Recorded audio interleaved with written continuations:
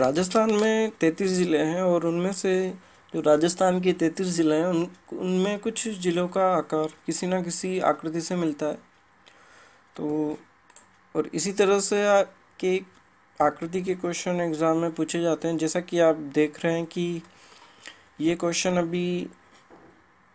अभी पटवारी के एग्ज़ाम में पूछा गया था, जिसमें कुछ ज़िलों के नाम दिए गए थे और उनके सामने कुछ आकृतियों के नाम दिए गए थे जिनको मिलाना था कि किस ज़िले की आकृति किसके आकार के जैसी है। तो जैसा कि क्वेश्चन में जोधपुर, सीकर, जैसलमेर, करौली इस प्रकार ज़िलों के नाम दिए गए थे। तो आज का टॉपिक हमारा यही है कि ज़िलों का आकार कौन सी आकृति से मिलता है। तो स्टार्ट करते हैं।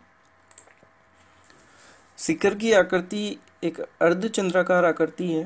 अब इसको हम मैप में देखते हैं किस प्रकार है।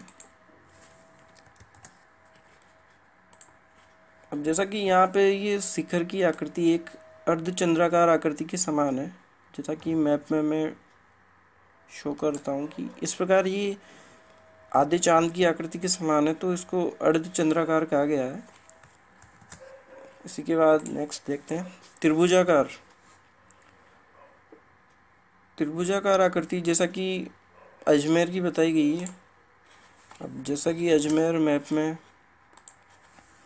यहाँ पे अजमेर की आकृति को एक त्रिभुज की आकृति जैसी बनती है मैप के अंदर, तो इस प्रकार अजमेर को त्रिभुजाकार बताया गया है। इसी प्रकार राजस्थान के आकार के समान वाला जिला और पतंगाकार भी इसको बोला जाता है, जैसा कि टोंक की आकृति पतंगाकार आकृति के समान है। इसी प्रकार सप्त बहुभुजाकार, और इसमें जैसलमेर की आकृति को सप्त बहुभुजाकार बताया गया है।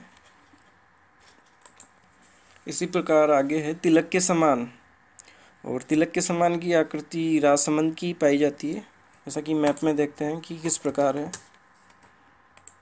और यहाँ पे राजसमंद इस प्रकार यहाँ पे तिलक के समान की आकृति के समान राजसमंद बनता है। तो इस प्रकार